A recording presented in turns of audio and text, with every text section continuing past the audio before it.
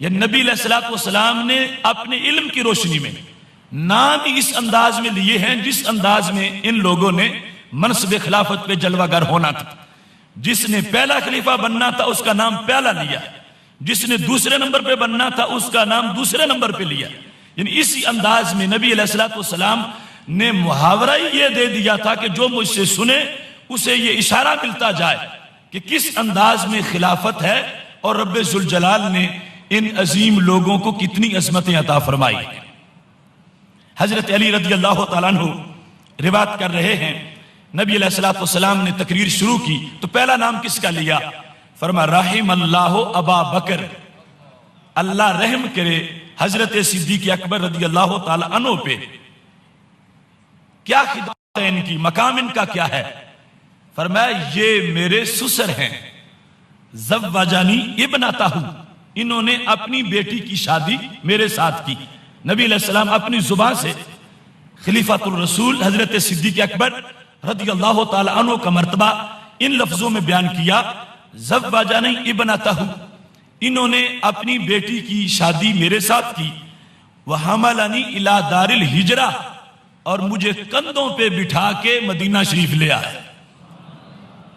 دار ہجرت مجھے انہوں نے اٹھایا، یعنی جب قدم ساتھ چلانا، قدم ساتھ اٹھانا خالی موت کو دعوت دینے کے مترادف تھا، تو یہ صرف میرے ساتھ چلے ہی نہیں، مجھے کندھوں پہ بٹھایا، مجھے اٹھا کے لے گئے دار ہجرت کی طرف. تیسرے نمبر پر فرمایا آتاکا بلالا من مالہ، غلاموں میں میرے بلال کا بڑا مقام ہے.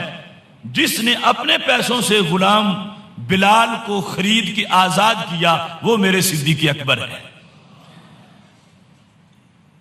یہ تین صفتیں بیان کر دی اور پہلے نمبر پہ تذکرہ کیا. پھر فرمایا رحم اللہ عمر، اللہ رحم کرے حضرت عمر رضی اللہ تعالیٰ عنہ پر. اب نبی علیہ السلام اپنی ظاہری حیات میں صحابہ کے بھرے مجمع میں جو ترتیب بیان کر رہے ہیں، ہر بندے کو تھوڑی سی بھی عقل سلیم ہو تو پتہ چلے گا کہ جب نبی علیہ السلام ایک کو پہلے نمبر پہ ذکر کرتے ہیں، پھر دوسرے پہ، پھر تیسرے پہ، پھر چوتھے پہ، ہم نے کہاں سے پیمانے اپنی طرف سے بنا لیے؟ نبی علیہ السلام جانتے ہیں کہ میں نے اپنے شاگردوں کو کیا کچھ دیا ہے، اور میں نے ان کو کتنا پڑھایا ہے، میں نے ان کو کتنی ولایت دی ہے، اور میں نے ان کو کتنا پرہیزگار بنایا ہے، اور ان کے مقام و مرتبہ کی تفصیل کیا ہے. پہلے نمبر پہ فرمایا رحم اللہ ابا بکر، اللہ میرے ابو بکر پہ رحم کرے.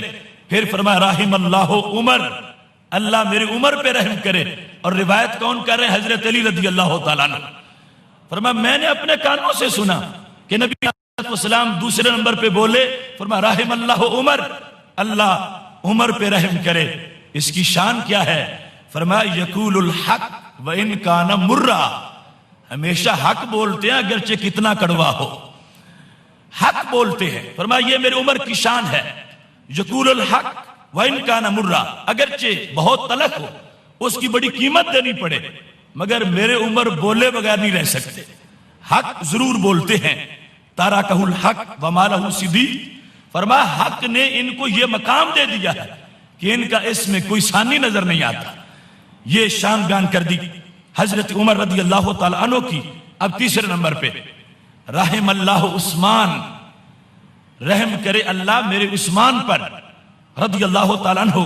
ان کی شان کیا ہے؟ فرمایا تستحییہ الملائکہ، فرشتے بھی ان کو دیکھ کے حیا کرتے ہیں. سید عالم نور مجسم شفیع معظم صلی اللہ علیہ وسلم کی نظر ہے اپنے صحابہ کے دل پر اور باطن جانتے ہیں، اور ساری جماعت صحابہ میں جو خلاصہ ہے ان چاروں کا تذکرہ نبی علیہ السلام ترتیب سے کر رہے ہیں اور صحابہ کو سنا رہے ہیں کہ جیسے میں نے ترتیب رکھی ہے تم نے اپنی طرف سے نمبر نہیں دینے، میرے نمبر پر جو میں نے ترتیب دی ہے تم نے عقیدہ رکھنا ہے. فرمایا رحم اللہ عثمان، اللہ عثمان غنی رضی اللہ تعالیٰ عنہ پہ رحم کرے. تستحییہ الملائکہ، فرمایا اللہ نے وہ مقام دیا ہے میرے عثمان کو شرم و حیا میں کہ رب کے فرشتے بھی ان سے حیا کرنے والے ہیں. چوتھے نمبر پر فرمایا رحم اللہ علی، حضرت علی خود راوی بھی ہیں اور بیان کر رہے ہیں جامع ترمذی کی صحیح حدیث. رب ذوالجلال کے محبوب علیہ الصلوۃ والسلام اپنے غلاموں کو دعاؤں سے نواز رہے ہیں. فرمایا رحم کرے میرا اللہ حضرت علی رضی اللہ تعالی عنہ پر. یہاں ساتھ اور بھی دعا دی, اللہم ادر الحق ماہ حیث دارا, اے اللہ جہاں میرا علی ہو وہاں حق ہو. اے اللہ دائر کر, پھیر دے حق کو, ماہو علی کے ساتھ, حیث دارا جہاں یہ پھرے. تو چوتھے نمبر پہ سید عالم نور مجسم شفیع معظم صلی اللہ علیہ وسلم نے حضرت علی رضی اللہ تعالیٰ عنہ کا تذکرہ کیا تو چوتھی خلافت کا بھی اعلان کر دیا, اور چوتھے نمبر پر جو فضیلت ہے اس کا بھی تذکرہ کر دیا.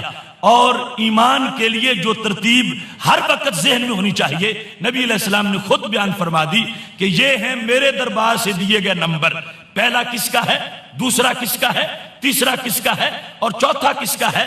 اور پھر خود حضرت علی رضی اللہ تعالیٰ عنہ بیان کر رہے ہیں, اور نبی علیہ السلام نے 3 شانیں بیان کی حضرت صدیق اکبر رضی اللہ تعالیٰ عنہ کی, پھر 1 شان بیان کر دی بلکہ 2 حضرت فاروق اعظم رضی اللہ تعالیٰ عنہ کی, اور اس کے بعد پھر 1 شان بیان کر دی حضرت عثمان غنی رضی اللہ تعالیٰ عنہ کی, اور اس کے بعد پھر حضرت علی رضی اللہ تعالیٰ عنہ کے لیے دعا دور انداز میں کر دی.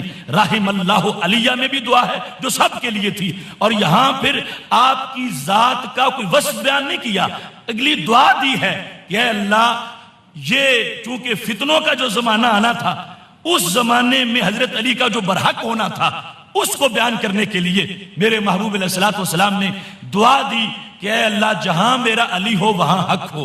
اور یہ ہمارا اہل سنت و جماعت کا عقیدہ ہے کہ جن لوگوں کا حضرت علی رضی اللہ تعالیٰ عنہ سے اختلاف ہوا, وہ اختلاف جنہوں نے کیا عدالت کی بنیاد پر تھا, اجتہاد کا بنیاد پر تھا, مگر برحق حضرت علی رضی اللہ تعالیٰ عنہ تھے. یہ ہمارے عقیدے کا لازم ہے.